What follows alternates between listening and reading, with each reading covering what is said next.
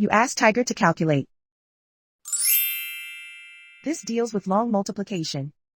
The final result is 7,200,000. Let's solve it step by step. Rewrite the numbers from top to bottom aligned to the right. Multiply the numbers using long multiplication method. 0 times 4 equals 0. 0 times 4 equals 0. 0 times 4 equals 0. 0 times 4 equals 0. 0 times 4 equals 0.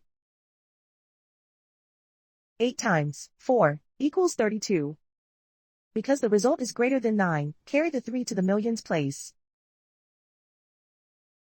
3 plus 1 times 4 equals 7. And so the final result is 7,200,000.